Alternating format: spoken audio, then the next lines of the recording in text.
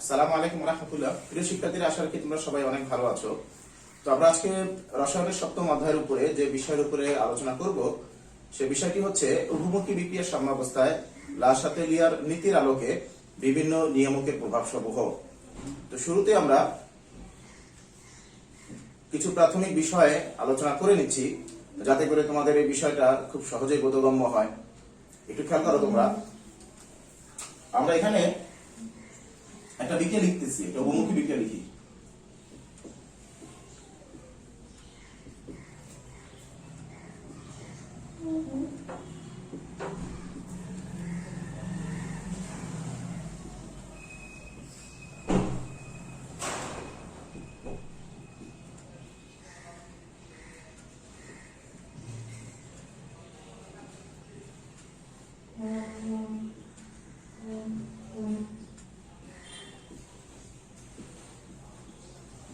দেখো, আমরা কিছু প্রাথমিক আলোচনা করে নিচ্ছি যাতে করে তোমাদের বুঝতে সুবিধা হয়। আমরা এখানে একটা বিক্রিয়া লিখেছি, তো ভালো করে খেয়াল করো।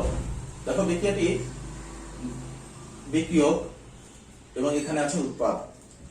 এখানে PCl5 ফসফরাস পেন্টাক্লোরাইড বিক্রিয়ক হিসাবে অংশগ্রহণ করছে, আর PCl3 ফসফরাস ট্রাইক্লোরাইড এবং তার সাথে ক্লোরিন উৎপাদ হিসাবে তৈরি হচ্ছে। এখন বিক্রিয়ক এবং উৎপাদের মাঝে আমরা যেটা পরিচিত সেটা হচ্ছে একমুখী চিহ্ন থাকা। বিক্রিয়ক এবং উৎপাদের মাঝখানে একমুখী চিহ্ন থাকা, এটাতে আমরা পরিচিত।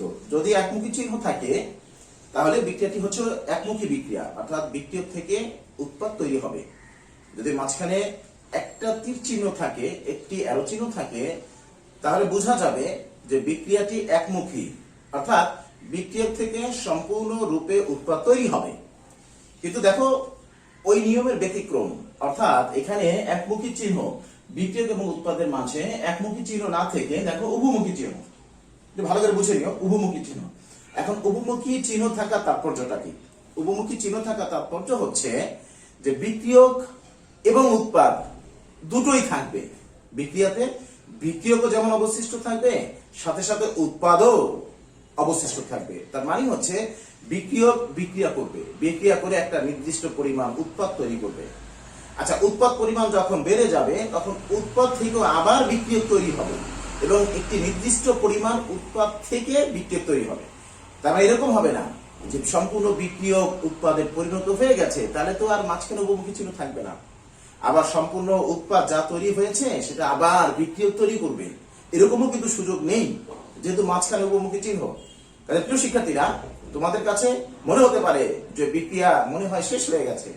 না, বিক্রিয়ক থেকে যেভাবে উৎপাদ তৈরি হয় এবং একটা নির্দিষ্ট পরিমাণ উৎপাদ তৈরি হবে, অর্থাৎ কিছু বিক্রিয়ক থেকে যাবে, আবার উৎপাদ ভেঙে আবার উৎপাদ থেকে আবার বিক্রিয়ক তৈরি হবে, একটা নির্দিষ্ট পরিমাণ বিক্রিয়ক তৈরি হবে, অর্থাৎ কিছু পরিমাণ উৎপাদ থেকে যাবে। তো এখন বিক্রিয়ার যে অবস্থাতে এই যে বিক্রিয়ক থেকে উৎপাদ হওয়া, আবার উৎপাদ থেকে বিক্রিয়ক হওয়া, অর্থাৎ বিক্রিয়কের পরিমাণ শুরুতে প্রাথমিক অবস্থায় অনেক বেশি থাকে, ফলে রাসায়নিক বিক্রিয়ার গতিবেগ বা হারটাও অনেক বেশি থাকে। তো এরপর আস্তে আস্তে যখন উৎপাদের পরিমাণ বাড়তে থাকে, তো উৎপাদের পরিমাণ যখন বাড়তে থাকে তখন উৎপাদ থেকেও আবার বিক্রিয়ক তৈরি হয়। তাহলে বিক্রিয়ার যে অবস্থায় বিক্রিয়ক থেকে উৎপাদ তৈরির হার এবং উৎপাদ থেকে বিক্রিয়ক তৈরির হারটা সমান হয়ে যায়, ওই অবস্থাটাই হচ্ছে রাসায়নিক সাম্যাবস্থা। অর্থাৎ বিক্রিয়ক থেকে উৎপাদ তৈরি হওয়ার হার এবং উৎপাদ থেকে বিক্রিয়ক তৈরির হার যে অবস্থায় সমান থাকে, যে অবস্থায় সমান হয়ে যায়, ওটাই হচ্ছে রাসায়নিক সাম্যাবস্থা। তো আমরা লেখচিত্রের মাধ্যমে যদি বিষয়টাকে আবার একটু দেখিয়ে দিই তোমাদেরকে, দেখো, তাহলে তোমাদের জন্য বুঝতে মনে হচ্ছে, আমার কাছে মনে হয় আর সুবিধা হবে। সেটা হচ্ছে আমরা একটা লেখচিত্রতে দেখো, যদি অক্ষ বরাবর, অর্থাৎ আমাদের যে বোর্ডের যে প্লেনটা আছে, প্লেনের অক্ষ বরাবর যদি আমরা অক্ষ ধরি, এটা যদি হয় এক্স অক্ষ এবং এই বরাবর হচ্ছে এক্স অক্ষ বরাবর সময়, আর এই যে বোর্ডের প্লেনে লম্বভাবে যে রেখা, এটা যদি ওয়াই অক্ষ হয়, অর্থাৎ ওয়াই অক্ষ বরাবর যদি আমরা বিক্রিয়ার হারটাকে ধরি, তাহলে দেখো এই বিক্রিয়ার সাম্যাবস্থাকে আমরা কিভাবে প্রকাশ করতে চাই, অর্থাৎ এই বিক্রিয়ার সাম্যাবস্থাটা আমরা প্রকাশ করতে, দেখো, লেখচিত্রের মাধ্যমে প্রকাশ করতে চাচ্ছি, তা কিভাবে হবে? তো যেহেতু শুরুতে প্রাথমিক অবস্থায় বিক্রিয়কের পরিমাণ থাকে অনেক বেশি, তো বিক্রিয়কের পরিমাণ বেশি, স্বাভাবিকভাবেই বিক্রিয়কের পরিমাণ বেশি, অর্থাৎ উৎপাদ তৈরি হওয়ার হারটাও হবে বেশি, তাহলে বিক্রিয়ার হার বেশি হবে। তাহলে বিক্রিয়কের পরিমাণ বেশি থাকায় বিক্রিয়কের পরিমাণ বেশি, তাহলে বিক্রিয়কের বিক্রিয়ার হারটাও হবে বেশি। কিন্তু আস্তে আস্তে কি হবে, বিক্রিয়কের পরিমাণ কমে যাবে, তাই বিক্রিয়কের পরিমাণ যতই কমতে থাকবে বিক্রিয়ার হার ততই কমতে থাকবে। তাহলে সর্বোচ্চ বিক্রিয়ার হার থেকে আস্তে আস্তে কমতে থাকবে, বিক্রিয়ার হারটা কমতে থাকবে, বিক্রিয়কের বিক্রিয়ার হার কমতে থাকবে। তো এটা হচ্ছে বিক্রিয়কের বিক্রিয়ার হার, বিক্রিয়কের বিক্রিয়ার হার।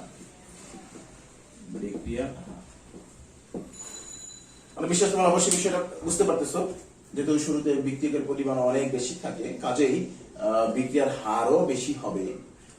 কিন্তু বিক্রিয়ার সাথে সাথে বিক্রিয়কের পরিমাণ কমতে থাকবে, তাহলে বিক্রিয়কের বিক্রিয়ার হারটাও কমে যাবে।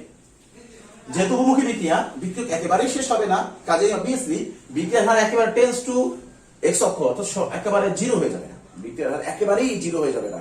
কারণ আমরা বলে দিয়েছি বিক্রিয়ক থেকে উৎপাদ নির্দিষ্ট পরিমাণ তৈরি হবে, নির্দিষ্ট পরিমাণ বিক্রিয়ক বাকি থাকবে, কাজে বিক্রিয়ার হার একেবারে শূন্য হয়ে যাবে না।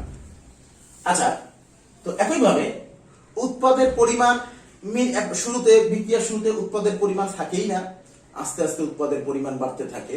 তাহলে কি হবে, যতই উৎপাদের পরিমাণ বাড়তে থাকে তাহলে উৎপাদের বিক্রিয়ার হারটাও বাড়তে থাকবে। উৎপাদের পরিমাণ বাড়া মানে কি, উৎপাদের বিক্রিয়ার হারটাও বাড়তে থাকবে। তো শুরুতে যেহেতু উৎপাদের পরিমাণ একেবারেই শূন্য ছিল, তো সেখান থেকে উৎপাদের পরিমাণ বাড়বে, তাহলে শুরুতে উৎপাদের বিক্রিয়ার হারটাও একেবারে প্রায় শূন্য ছিল, তো সেখান থেকে উৎপাদের হারটা বাড়তে থাকবে, তাহলে উৎপাদের হারটা বাড়তে থাকবে, উৎপাদের পরিমাণও বাড়বে, উৎপাদের হারটাও আস্তে আস্তে বাড়তে থাকবে। এই দেখো, উৎপাদের হারটাও বাড়তে থাকবে, এই দেখো। তাহলে যেই অবস্থায় বিক্রিয়ক এবং উৎপাদ, এটা হচ্ছে উৎপাদের বিক্রিয়ার হার, উৎপাদের বিক্রিয়ার হার, উৎপাদের বিক্রিয়ার হার। এই যে অবস্থায় বিক্রিয়ক এবং উৎপাদের হার সমান হয়ে যাচ্ছে, এই অবস্থাটাকে বলি আমরা, বা এই অবস্থাটাকে বলা হয় সাম্যাবস্থা। এই অবস্থাটা হচ্ছে সাম্যাবস্থা, এই অবস্থাটা হচ্ছে সাম্যাবস্থা। তো প্রিয় শিক্ষার্থী, আশা করি বিক্রিয়ার সাম্যাবস্থা বিষয়টি তোমরা বোধগম্য হয়েছে, তোমাদের কাছে বোধগম্য হয়েছে। তো এখন একটু ভালো করে বুঝে নিও যে সাম্যাবস্থাকে পরিবর্তন করতে পারে, অর্থাৎ বিক্রিয়ার সাম্যাবস্থা, বিক্রিয়কের বিক্রিয়ার হার, উৎপাদের হার সমান থাকে, তো এই অবস্থাকে পরিবর্তন করতে পারে এমন তিনটি বিষয় আছে, যেটাকে আমরা নিয়ামক বলি বা ফ্যাক্টর বলি। নিয়ামক বা ফ্যাক্টর বা বিষয়, এমন তিনটি বিষয় আছে যে তিনটি বিষয় সাম্যাবস্থাকে, কোন উভমুখী বিক্রিয়ার সাম্যাবস্থাকে পরিবর্তন করতে পারে। তার সে নিয়ামক তিনটি একটু লিখে দিচ্ছি, আমরা একটু প্রাথমিক আলোচনা করে ব্যাখ্যা যাচ্ছি, একটু খেয়াল করো। তাহলে সাম্যাবস্থা পরিবর্তনকারী, সাম্যাবস্থা পরিবর্তনকারী নিয়ামক বা ফ্যাক্টর, যেটাকে বলা হয় নিয়ামক সমূহ, ফ্যাক্টর।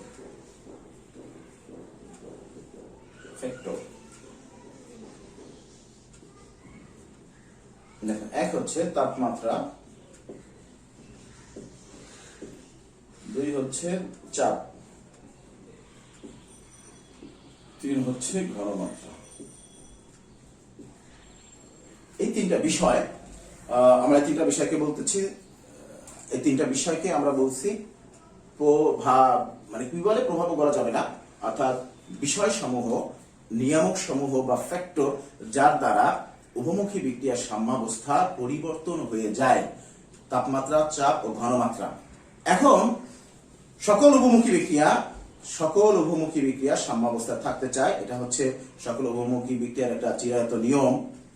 কিন্তু যেহেতু নিয়ামক বা ফ্যাক্টর সমূহের পরিবর্তন করলে সাম্যাবস্থার পরিবর্তন হয়ে যাবে, এজন্য বিজ্ঞানী লা শাতেলিয়ার একটি নীতি প্রদান করেছেন, যেখানে তিনি উল্লেখ করেছেন যে উভমুখী বিক্রিয়ার সাম্যাবস্থা অক্ষুণ্ণ রাখার জন্য যদিও নিয়ামক সমূহের পরিবর্তন করা হয়, তাহলে সাম্যাবস্থাকে অক্ষুণ্ণ রাখার জন্য এই যে নিয়ামকের পরিবর্তন করা হবে, তাপমাত্রা, চাপ বা ঘনমাত্রা পরিবর্তন করা হবে, এই পরিবর্তনকে যদি প্রশমিত করা যায়, অর্থাৎ আমরা কোনো অভিমুখী বিক্রিয়ার সাম্যাবস্থা যদি তাপমাত্রা অথবা চাপ বা ঘনমাত্রা পরিবর্তন করি তাহলে অবভিয়াসলি সাম্যাবস্থার পরিবর্তন হবে। তো সাম্যাবস্থাকে অক্ষুণ্ণ রাখার জন্য বিজ্ঞানী লাশাতেলিয়ার একটি নীতি প্রদান করেন, যেখানে তিনি উল্লেখ করেন যে নিয়ামকের পরিবর্তনকে প্রশমিত করতে হবে, নিয়ামকের পরিবর্তনকে প্রশমিত করতে হবে। অর্থাৎ নিয়ামক বাড়ানো হোক বা হ্রাস করা হোক, এই বাড়ানো বা হ্রাস করাকে যদি প্রশমিত করা যায়, ব্যালেন্স করা যায়, তাহলে সাম্যাবস্থা অক্ষুণ্ণ থাকবে। তাহলে আমরা লাশাতের নীতিটা লিখে দিচ্ছি। আমরা এখন শুরু করতে চাচ্ছি লাশাতের নীতি ও নিয়ামকের পরিবর্তনের সাথে তার ব্যাখ্যা। তো আমরা একটু আলোচনা নীতিটা লিখে দিচ্ছি আগে, শিক্ষার্থীরা খেয়াল করো। আমি আশা করি বিষয়টুকু বোঝা গেছে। তো আমরা একটু বিষয় মানে এই যে এখানে আমরা যা লিখে দিয়েছি এটা মুছে দিয়ে আমরা লাশাতের নীতিটাকে একটু শুরু করতে চাচ্ছি।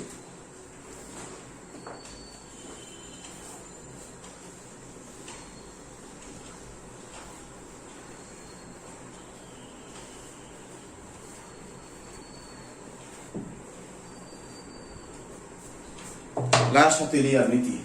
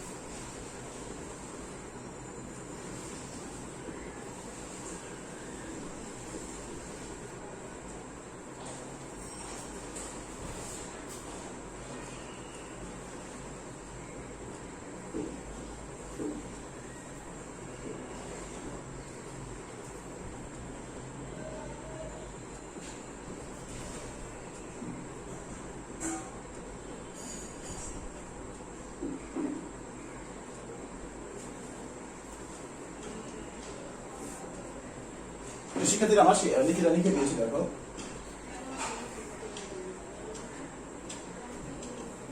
আমরা নীতিটা লিখে দিয়েছি, দেখো একটু।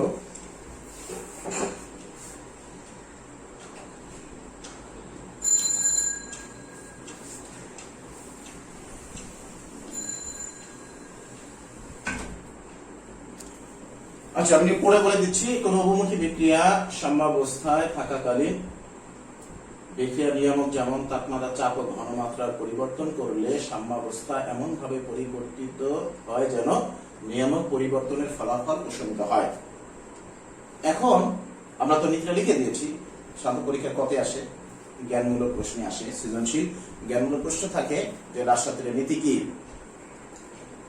এখন প্রিয় শিক্ষার্থীরা, অধিকাংশ আমার মনে হচ্ছে যে এখানে কোনো শব্দ তোমাদের কাছে আম্য নয়, তবে একটা বিষয়, এই যে ফলাফল প্রশমিত হওয়া, এই বিষয়টা মনে হচ্ছে অনেকের কাছে একটু খটকা লাগে বা একটু আননোন বা একটু ডিফিকাল্ট লাগে। তো বিষয়টিকে আমি একটু সহজ করে দিচ্ছি, ভালো করে খেয়াল করো যে প্রশমিত হওয়া বিষয়টা মানে কি। এই যে ফলাফলকে, নিয়ামক পরিবর্তনের ফলাফল প্রশমিত হওয়া, তার মানে হচ্ছে আমরা নিয়ামকের যে পরিবর্তনটা করব সেটাকে ব্যালেন্স করতে হবে, প্রশমিত করতে হবে। এখন এই বিষয়টাকে আমরা একটু বাস্তব উদাহরণে চলে আসি, তাহলে তোমাদের জন্য বুঝতে অনেক সুবিধা হবে আমি আশা রাখি। আচ্ছা এখন একটা বিষয় খেয়াল করো, স্বাভাবিকভাবে পড়াশোনা স্কুলে বা কলেজে ক্লাস চলছে, তো এই অবস্থায় পড়াশোনা এখন যদি পরীক্ষা এসে যায়, এখন পরীক্ষা এসে যাওয়া মানে কি, একটা চাপ বেড়ে যাওয়া, একটা মানসিক চাপ বেড়ে যাওয়া। তো পরীক্ষা রুটিন দিয়ে দিয়েছে, তারপরে আবার একটা দিনে 2টা পরীক্ষা, বন্ধ নাই। তো এই যে একটা চাপকে কিভাবে তোমরা প্রশমিত করো, এটা চাপ দেওয়া হচ্ছে, এটা একটা চাপ, প্রতিষ্ঠান থেকে একটা চাপ। এই চাপটাকে তোমরা ব্যালেন্স করো, প্রশমিত করো কিভাবে? তোমাদের পড়ার গতিকে বাড়িয়ে দাও। আমি আবার বলে দিচ্ছি, স্বাভাবিকভাবে যখন ক্লাস চলতে থাকে, যেমন এখন ক্লাস শুরু হচ্ছে, বিশেষ করে ছুটির মধ্যে দেখো কোন চাপ ছিলই না, একেবারে চাপ ছিল না ছুটির মধ্যে। তোমরা যে ছুটি ভোগ করেছো চাপ ছিল না। আচ্ছা, এখন ক্লাস শুরু হচ্ছে, একটু চাপ বাড়বে, একটু হলেও চাপ বাড়বে। এখন এরপরে যদি হঠাৎ করে পরীক্ষা রুটিন দিয়ে দেওয়া হয় এবং উল্লেখ থাকে যে এই পরীক্ষার মাধ্যমে যে রুটিন করা হয়েছে, এই যে পরীক্ষা হবে, এই পরীক্ষার মাধ্যমে সেকশন রিঅ্যারেঞ্জ হবে এবং তোমাদের পরবর্তী ক্লাসে প্রমোশন দেওয়া হবে, তাহলে বুঝতেই পারতেছো যে কতটুকু চাপ তোমাদের উপরে ক্রিয়া করবে। অবভিয়াসলি এখন যে অবস্থা তার থেকে একটু বেশি তুমি মানসিকভাবে একটু প্রেশার হয়ে যাবে। তো পরীক্ষার রুটিন দেওয়া হলো, পরীক্ষা হবে, এই পরীক্ষার উপরে শাখা রিঅ্যারেঞ্জ হবে, পরবর্তী ক্লাসে প্রমোশন হবে, ইত্যাদি ইত্যাদি। তাহলে তোমার মধ্যে যে চাপটা কাজ করবে, এখন এই চাপকে তুমি কিভাবে প্রশমিত করে দাও, এই চাপটাকে তুমি কিভাবে ব্যালেন্স করো, এই চাপটাকে প্রশমিত করে দেওয়া হচ্ছে, ব্যাস তুমি খুব সিরিয়াসলি পড়াশোনা শুরু করে দাও। আমার কোর্স শেষ করতে হবে, আমার সব পড়া শেষ করতে হবে। তোমার পড়াশোনাকে তুমি বাড়িয়ে দিচ্ছ, তো তোমার পড়াশোনা যত বেড়ে যাবে এই চাপটা তত প্রশমিত হয়ে যাবে। ক্লিয়ার হয়েছে কিনা? তোমার কোনো চাপ দেওয়া হচ্ছে, অর্থাৎ পরীক্ষা রুটিন দেওয়া হইলো, ইত্যাদি ইত্যাদি। তো তুমি এই যে চাপটাকে কিভাবে ব্যালেন্স করো, প্রশমিত করো, যে তুমি পড়াশোনাকে বাড়িয়ে দিচ্ছ। তো তুমি তত পড়াশোনা বাড়িয়ে দিবে, তোমার এই চাপটা, প্রতিষ্ঠান থেকে প্রদত্ত এই চাপটা তত প্রশমিত হয়ে যাবে। তো তোমার পড়া শেষ হয়ে গেলে অবশ্যই তুমি আর চাপকে নিবে না, তুমি খুব স্বাভাবিক হয়ে যাবে। আবার যখন পরীক্ষা শেষ হয়ে যাবে তো চাপ নাই, চাপকে হ্রাস করা হলো, তো তোমার পড়াশোনার গতিও কমে যাবে। অর্থাৎ তোমার প্রতিষ্ঠান থেকে পরীক্ষাও শেষ, প্রতিষ্ঠান থেকে প্রদত্ত চাপও নাই, চাপও একেবারে শূন্য, তো তোমার পড়াশোনার গতিও একেবারে কমে যাবে। বোঝা গেছে কিনা কথা? আরেকটা উদাহরণ দিচ্ছি, দেখো এই যে ফলাফল প্রশমিত করার বিষয়টাকে বোঝার জন্য। ধর যে পরিবারের, ধর আমি আমার ব্যক্তিগত বিষয়টাকে নিয়ে আসতেছি উদাহরণ হিসাবে। আমার বাবা, যখন আমি ছাত্র জীবনে ছিলাম, তো বাবা আমার কামাই রোজগারের মধ্যে আছে। তো এখন আমরা 3 ভাই পাশাপাশি পড়াশোনা করেছি। তো এখন আমরা 3 ভাই যদি খরচ বাড়িয়ে দিই, আমরা 3 ভাই পড়াশোনার খরচ, হাত খরচ ইত্যাদিকে যদি বাড়িয়ে দিই, তাহলে এই যে আমাদের খরচকে বাড়ানো হচ্ছে, আমাদের খরচ বেড়ে যাচ্ছে, তো এই যে খরচ বেড়ে যাওয়াটাকে প্রশমিত করবে আমার বাবা, কিভাবে করবে? তো বাবা তার রোজগারকে বাড়িয়ে দিবে। আমার বাবাকে তার রোজগারকে বাড়াইতে হবে, অর্থাৎ তার ওভারটাইম করতে হবে, তাকে ইনকামের বিভিন্ন সোর্সের চিন্তা করতে হবে। অর্থাৎ আমাদের 3 ভাই কর্তৃক খরচ বাড়ানোর যে চাপটা, এটাকে আমার বাবাকে প্রশমিত করতে গেলে আমার বাবাকে তার কামাই, তার রোজগারকে বাড়াতে হবে। ক্লিয়ার হয়েছে কিনা? ডাইরেক্ট পারিবারিক স্থিতিশীলতা থাকবে না, পারিবারিক সম্ভাবস্থা থাকবে না। আবার দেখো, আমরা 3 ভাই এখন চাকরি করছি, আমাদের 3 ভাই এখন আমরা জবে আছি। তো এখন আমরা 3 ভাই যেহেতু জবে আছি, তো বাবার চাপটা নাই। তো এখন বাবা কি করছে? বাবা এখন চাকরি ছেড়ে দিচ্ছে, রিটায়ার করছে। আর বাবা এখন আমাদের যে 3 ভাইয়ের জব করছি, তো এখন বাবা কি করছে? বাবা আমাদের থেকে নিয়ে খরচ করতেছে। তো বাবা আমাদের থেকে নিয়ে খরচ করতেছে, এটা ব্যালেন্স, পারিবারিক স্থিতিশীলতা। তো যখন আমরা আমাদের থেকে খরচ বেশি ছিল, বাবাকে কামাই রোজগারকে বাড়াতে হয়েছে, তাহলে আমাদের প্রদত্ত খরচের চাপটা ব্যালেন্স হয়েছে। তো এখন আমাদের খরচ নাই, তো বাবার কামাই বন্ধ করে দিয়েছে, বাবা রিটায়ার করেছে। কথা ক্লিয়ার হয়েছে কিনা? তো এইবার শিক্ষার্থীরা, তো আমরা বিক্রিয়ার সাপেক্ষে আমরা এই যে নিয়ামকের পরিবর্তনের ফলাফল সমূহকে আমরা এবার আলোচনা করব। খুব ভালো করে খেয়াল করো। আমরা প্রথমেই তাপমাত্রার প্রভাবকে ব্যাখ্যা করতে চাচ্ছি। তাপমাত্রার প্রভাব 1, আমরা তাপমাত্রার প্রভাব ব্যাখ্যা করতে চাচ্ছি। আমি আশা রাখি শিক্ষার্থীরা হয়তোবা, আমি জানি না তোমরা বিষয়টিকে কিভাবে গ্রহণ করো, কিন্তু এটা মাথায় রাখতে হবে। দেখো, আমাদের এসএসসি লেভেলে এই বিষয়টা যেমন ইম্পর্টেন্ট, অর্থাৎ গ এবং ঘয়ে সৃজনশীলে আসে, একইভাবে আমাদের এইচএসসি তেও এই বিষয়টা আছে এবং এখান থেকে প্রশ্ন আসে। কাজেই অধিকাংশ শিক্ষার্থী আমরা দেখেছি যে এই বিষয়কে স্কিপ করে যায়, বাদ দিয়ে যায়, বুঝতে পারে না। তো আর কেমিস্ট্রি অনেক বিষয় আছে, মুখস্থ করে রাখা সম্ভব না, তো বোঝার বিষয়। এজন্য বুঝে থাকলে তুমি তোমার মতো করে ব্যাখ্যাটা দাও, কোনো সমস্যা নাই। প্রিয় শিক্ষার্থীরা, যদি তুমি মূল বিষয়টাকে বুঝে থাকো, তাহলে ব্যাখ্যা অর্থাৎ লেখাটা তুমি তোমার মতো করে দিবে, কোনো সমস্যা নাই। আমাদের হুবহু বইয়ের ভাষা হতে হবে এরকম কিছু বিষয় নয়। তো এই জন্য আমি আশা করছি যে তোমরা একটু ভালো করে মনোযোগ যদি দাও, অবশ্যই বুঝতে পারবে, না বোঝার কিছুই নাই। তো একটু খেয়াল করো, যেহেতু এটা এই এসএসসি লেভেলও আছে, আবার হচ্ছে ইন্টারমিডিয়েটও আছে, কাজে একটু বোঝা দরকার। এবং পরীক্ষা অবশ্যই এখান থেকে প্রশ্ন আসে এবং গ অথবা ঘতে থাকে। তো আমরা তাপমাত্রার প্রভাবটাকে ব্যাখ্যা করছি। দেখো,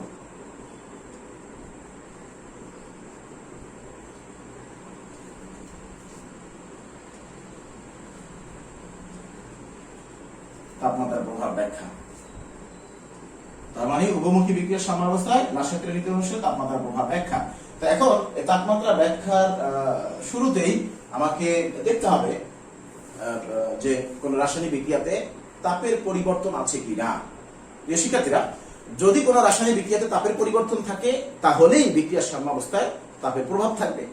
যদি কোনো রাসায়নিক বিক্রিয়াতে তাপের পরিবর্তন না থাকে তো সাম্যাবস্থায় তাপমাত্রার প্রভাব থাকবে না। তো আমরা এ পর্যন্ত রাসায়নিক বিক্রিয়া থেকে জেনেছি যে দুই ধরনের রাসায়নিক বিক্রিয়া আমরা পাই তাপের পরিবর্তনের ভিত্তিতে। কিছু বিক্রিয়া আছে উৎপাদ তৈরি হয়, সাথে সাথে তাপ উৎপন্ন হয়, যেটাকে আমরা তাপোৎপাদী বলি। আবার কিছু বিক্রিয়া আছে উৎপাদ তৈরির সাথে সাথে তাপ শোষণ করে নেয়, যেটাকে আমরা তাপহারী বিক্রিয়া বলি। তাহলে আমাদের দুই ধরনের বিক্রিয়ার জন্য তাপমাত্রার প্রভাবকে ব্যাখ্যা করতে হবে, অথবা প্রশ্নে উল্লেখ থাকবে তাপোৎপাদী অথবা তাপহারী উল্লেখ থাকবে। যদি উল্লেখ না থাকে তো তোমাকে অবশ্যই দুই ধরনের বিক্রিয়ার জন্য তাপমাত্রার প্রভাবকে ব্যাখ্যা করতে হবে। একটা হচ্ছে কি, এক নম্বর হচ্ছে আমরা এ দিয়ে লিখি অথবা রোমান 1 দিয়ে লিখি, তাপোৎপাদী বিক্রিয়া। তাপোৎপাদী বিক্রিয়া। আচ্ছা, আমরা একটা তাপোৎপাদী বিক্রিয়া লিখি, একটু খেয়াল করে দেখো।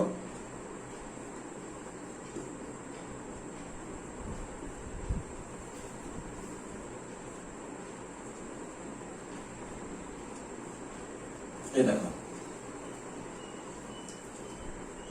আমি শিক্ষার্থীরা আমি একটু বাম পাশে লিখে দিচ্ছি, যাতে করে পাশে আর একটা বিক্রিয়া লিখতে পারি, তাপহারী বিক্রিয়াটা।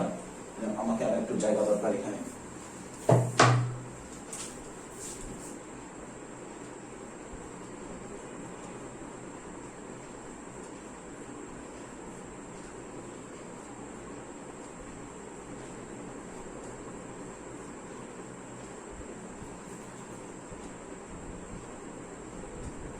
আমরা এই পাশে আর কি বিক্রিয়া লিখতেছি, সেটা হচ্ছে তাপহারী বিক্রিয়া।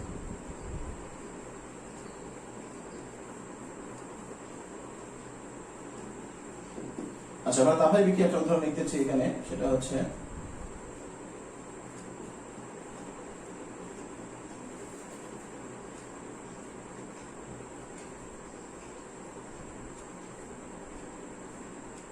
দেখো,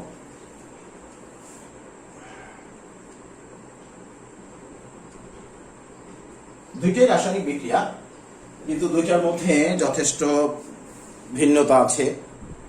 দুইটা বিক্রিয়ার মধ্যে যথেষ্ট ভিন্নতা আছে। প্রিয় শিক্ষার্থীরা, একটু খেয়াল করো, বুঝে নাও। বিক্রিয়া বুঝে থাকলে অবশ্যই তুমি বাকি আলোচনা বুঝতে পারবে খুব সহজেই। এখন এখানে দেখো, এখানে আমরা একটা বিক্রিয়া লিখেছি। দেখো, যেহেতু উভয় বিক্রিয়ার বেলায় এই বিক্রিয়া এবং এই বিক্রিয়া উভয় বিক্রিয়াতেই বিক্রিয়ক এবং উৎপাদের মাঝখানে উভমুখী চিহ্ন আছে, বিক্রিয়ক উৎপাদের মাঝখানে উভমুখী চিহ্ন আছে। তার মানে উভয় বিক্রিয়াই উভমুখী বিক্রিয়া, অর্থাৎ দুইটা বিক্রিয়া উভমুখী বিক্রিয়া। এবং যেহেতু উভমুখী বিক্রিয়া, কাজেই বিক্রিয়ার সাম্যাবস্থায় থাকবে, বিক্রিয়ক এবং উৎপাদের মাঝে সাম্যাবস্থা থাকবে। এবং এই বিক্রিয়াতে অবশ্যই একটা নির্দিষ্ট পরিমাণ উৎপাদ তৈরি হবে, কিছু বিক্রিয়ক থেকে যাবে, আবার উৎপাদ একটা নির্দিষ্ট পরিমাণ বিক্রিয়ক তৈরি করবে, কিছু উৎপাদ থেকে যাবে। এই জন্যই বিক্রিয়ক এবং উৎপাদের মাঝে সাম্যাবস্থা তৈরি হবে। তাহলে এখন এই বিক্রিয়াতে দেখো, এই যে এটাকে আমরা তাপোৎপাদী বিক্রিয়া বলতেছি কেন, এখানে দেখো নির্দিষ্ট পরিমাণ বিক্রিয়ক থেকে উৎপাদ তৈরি হচ্ছে, এবং সাথে সাথে উৎপাদ তৈরির সাথে সাথে একটি নির্দিষ্ট পরিমাণ তাপ উৎপন্ন হয়, অর্থাৎ 92 কিলোজুল তাপ উৎপন্ন হয়। 92 কিলোজুল তাপ, কিলোজুল তাপের একক, কিলোজুল তাপের একক। তাহলে এখানে 1 মোল নাইট্রোজেন এবং 3 মোল হাইড্রোজেনের মধ্যে বিক্রিয়ার সাথে 2 মোল অ্যামোনিয়া উৎপন্ন হয়, এবং সাথে সাথে 92 কিলোজুল পরিমাণ তাপ উৎপন্ন হয়। সাম্যাবস্থায় 92 কিলোজুল পরিমাণ তাপ উৎপন্ন হবে। আচ্ছা, তাহলে এখানে একটু বুঝে না বিষয়টা। তাহলে বিক্রিয়ক থেকে উৎপাদ তৈরি হওয়ার সাথে সাথে যেহেতু তাপ উৎপন্ন হয়, কাজেই বিক্রিয়ক থেকে উৎপাদ তৈরি হওয়া তাপোৎপাদী বিক্রিয়া, অর্থাৎ সম্মুখ বিক্রিয়াটা তাপোৎপাদী। অর্থাৎ বিক্রিয়া থেকে যখন উৎপাদ তৈরি হয়, তার মানে সম্মুখ বিক্রিয়াটা তাপোৎপাদী বিক্রিয়া। যেহেতু সম্মুখ বিক্রিয়া তাপোৎপাদী, তাহলে যখন উৎপাদ থেকে বিক্রিয়ক তৈরি হবে তখন অবশ্যই বিক্রিয়াটি তাপহারী হয়ে যাবে। সম্মুখ বিক্রিয়া যেহেতু তাপোৎপাদী হয়, তাহলে উৎপাদ থেকে যখন বিক্রিয়ক তৈরি হবে অবশ্যই তখন বিক্রিয়াটি তাপহারী হবে। শিক্ষার্থীরা, এখানে আসো, এখানে আমরা একটা বিক্রিয়া লিখেছি। দেখো, এখানে বিক্রিয়ক হিসেবে নাইট্রোজেন গ্যাস, অক্সিজেন গ্যাস এর মধ্যে বিক্রিয়া হয়। তার মানে প্রতি মোল নাইট্রোজেন প্রতি মোল অক্সিজেনের সাথে যখন বিক্রিয়া হয়, তখন 2 মোল নাইট্রিক অক্সাইড তৈরি হয়, সাথে সাথে 180 কিলোজুল পরিমাণ তাপের শোষণ ঘটে। অর্থাৎ নাইট্রোজেন এবং অক্সিজেনের মধ্যে বিক্রিয়া করে উৎপাদ তৈরি করার জন্য 180 কিলোজুল পরিমাণ তাপকে শোষণ করতে হবে। তাই এই বিক্রিয়া দেখো, বিক্রিয়ক থেকে উৎপাদ তৈরির সময় যেহেতু তাপের শোষণ হয়, অর্থাৎ সম্মুখ বিক্রিয়া যেহেতু তাপহারী, তাহলে উৎপাদ থেকে যখন বিক্রিয়ক তৈরি হবে তাহলে বিপরীত বিক্রিয়াটি হবে তাপ উৎপাদী। এখন আমরা তাপমাত্রার প্রভাবটা আলোচনা করব। তাহলে এটার বেলায় তাপ উৎপাদী বিক্রিয়ার ক্ষেত্রে তাপমাত্রার কি প্রভাব, তাপহারী বিক্রিয়ার বেলায় কি প্রভাব হবে একটু খেয়াল করো। আমরা যদি তাপ উৎপাদী বিক্রিয়ার বিষয়টা বুঝে থাকি তাহলে অবশ্যই তাপহারী বিক্রিয়াটা বোঝা যাবে, ব্যাখ্যাটাও দেওয়া যাবে। একটু বোঝার চেষ্টা করো সবাই। এখন তাপ উৎপাদী বিক্রিয়া দেখে শিক্ষার্থীরা খেয়াল করো, যখন বিক্রিয়ক সমূহ বিক্রিয়া করে উৎপাদ তৈরি হয় তখন সাথে সাথে একটা নির্দিষ্ট পরিমাণ তাপ তৈরি হচ্ছে। তখন এই বিক্রিয়ার সাম্যাবস্থায় অর্থাৎ এই বিক্রিয়া মিশ্রণে, এটা একটা বিক্রিয়ার মিশ্রণ, নির্দিষ্ট পাত্রে বিক্রিয়াটি হচ্ছে। তো এই বিক্রিয়ার মিশ্রণে যদি তুমি বাইরের থেকে তাপ প্রয়োগ করো, তাপ আরো বাড়ায় দাও, বিক্রিয়া মিশ্রণে তাপ বাড়িয়ে দাও, অর্থাৎ বিক্রিয়া মিশ্রণে যদি আরো তাপ প্রয়োগ করো তাহলে কি হবে? তাহলে যেহেতু আমরা জানি যে কোনো বিক্রিয়ার বেলায় তাপমাত্রা প্রয়োগ করলে বিক্রিয়ার গতি বেড়ে যায়, অর্থাৎ বিক্রিয়ক থেকে আরো বেশি পরিমাণ উৎপাদ তৈরি হয়। কারণ এটা বিক্রিয়ার জন্য একটা ফ্যাক্টর, একটা প্রভাবকের কথা বলতে পারি আমরা। যে কোনো রাসায়নিক বিক্রিয়াতে যখন তুমি তাপমাত্রাকে বাড়িয়ে দিবে তো বিক্রিয়কের মধ্যে অর্থাৎ বিক্রিয়কের পারস্পরিক অর্থাৎ বিক্রিয়ার হারটাও বেড়ে যায়। আর যেটাকে তোমরা জানো কিনা আমি জানি না, যেটাকে সংঘর্ষ বলে। অর্থাৎ বিক্রিয়ক থেকে উৎপাদ তৈরির জন্য বিক্রিয়ক সমূহকে সংঘর্ষে আসতে হয়। তো যখন তাপমাত্রা বেড়ে যায় তো বিক্রিয়কের মধ্যে সংঘর্ষের পরিমাণটা বেড়ে যায়, ফলে উৎপাদের পরিমাণ বেড়ে যাবে। তো এখন এই বিক্রিয়া যেহেতু সাম্যাবস্থায় আছে, অর্থাৎ বিক্রিয়ক থেকে উৎপাদ, উৎপাদ থেকে বিক্রিয়ক তৈরির একটা পর্যায়ে উভয়ের হার সমান আছে এবং নির্দিষ্ট পরিমাণ তাপ উৎপন্ন হচ্ছে, তাহলে এই বিক্রিয়াতে যদি আমরা তাপমাত্রা বৃদ্ধি করি, অর্থাৎ এই বিক্রিয়ার সাম্যমিশ্রণে যদি তাপমাত্রা বৃদ্ধি করা হয়, আমরা সংক্ষেপে লিখতেছি এখানে, তাহলে বিক্রিয়ার সাম্যমিশ্রণে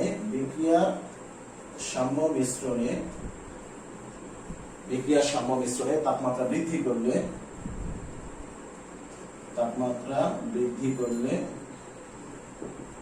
প্রিয় শিক্ষার্থী কি হবে বলো? বিক্রিয়ার সাম্যমিশ্রণে যদি তাপমাত্রা বৃদ্ধি করি তাহলে কি হবে? যেহেতু কি বলে বিক্রিয়া সাম্যাবস্থায় আছে, তো আমরা যদি সাম্যমিশ্রণে তাপমাত্রা বৃদ্ধি করি অর্থাৎ তাপ প্রয়োগ করি তাহলে আরো বিক্রিয়ক থেকে উৎপাদ তৈরি হবে এবং আরো বেশি তাপ তৈরি হবে। তো সাম্যাবস্থা থাকে না, তখন সাম্যাবস্থা একদিকে হয়ে যায়, এবার সাম্যাবস্থা ডান দিকে চলে যাচ্ছে, সাম্যাবস্থা তখন থাকতেছে না। কারণ তখন উৎপাদের পরিমাণ বেড়ে যাবে, উৎপন্ন হওয়ার তাপের পরিমাণটা বেড়ে যাবে, যেটা সাম্যাবস্থা থাকবে না, অর্থাৎ বিক্রিয়ক উৎপাদের মাঝে আর সাম্যাবস্থা বিরাজ করবে না। তখন রাশাতীরের যে কথা বলে দিয়েছে সেটা হচ্ছে যে নিয়ামকের পরিবর্তনের ফলাফলকে প্রশমিত করতে হবে। তাহলে আমরা যদি তাপমাত্রা প্রয়োগ করি, তাপমাত্রা প্রয়োগ করলে উৎপাদের পরিমাণ বেড়ে যাবে, উৎপন্ন হওয়া তাপের পরিমাণও বেড়ে যাবে, অর্থাৎ সাম্যাবস্থাটা ডান দিকে চলে যাচ্ছে, একমুখী হয়ে যাচ্ছে। তো সেই ক্ষেত্রে এই যে তাপমাত্রার পরিবর্তনটা আমাকে প্রশমিত করতে হবে, তাহলে তাপমাত্রার পরিবর্তনকে প্রশমিত করতে গেলে আমাকে কি করতে হবে? তখন অবশ্যই এই মিশ্রণে যদি আমি অর্থাৎ তাপোৎপাদী বিক্রিয়ার এই মিশ্রণে যদি তাপ প্রয়োগ করি তখন যেটা হবে লাসাতেলের নীতি অনুসারে আমাদের নিয়ামক পরিবর্তনের ফলাফলকে প্রশমিত করতে হবে। তাহলে কিভাবে আমরা প্রশমিত করব? আমরা তাপ বৃদ্ধি করতেছি এই বিক্রিয়াতে, তাহলে এই বৃদ্ধিজনিত তাপমাত্রাকে অর্থাৎ বৃদ্ধিজনিত তাপকে প্রশমিত করতে চাই। তাহলে প্রশমিত করার জন্য কি হবে? এই বিক্রিয়া থেকে এমন একটা ব্যবস্থা গ্রহণ করতে হবে যাতে বৃদ্ধিজনিত ফলাফলটা প্রশমিত হয়ে যায়। তাহলে এই যে এখানে উৎপাদ আছে, উৎপাদ যে পরিমাণ তাপকে তুমি বৃদ্ধি করবে, উৎপাদ ওই পরিমাণ তাপকে শোষণ করে সে বিক্রিয়ক তৈরি করবে। তো যদি তুমি তাপমাত্রা বৃদ্ধি করো, তো যে পরিমাণ তাপ বৃদ্ধি করতেছো, বৃদ্ধিজনিত তাপকে প্রশমিত করার জন্য এই উৎপাদ ওই পরিমাণ তাপকে শোষণ করবে। উৎপাদ ওই পরিমাণ তাপ শোষণ করে সে বিক্রিয়ক তৈরি করবে।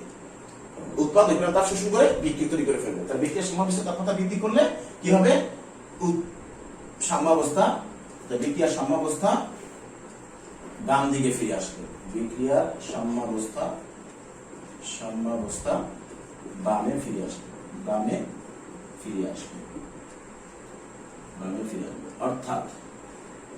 অর্থাৎ উৎপাদ ভেঙে বিক্রিয়ক তৈরি করবে।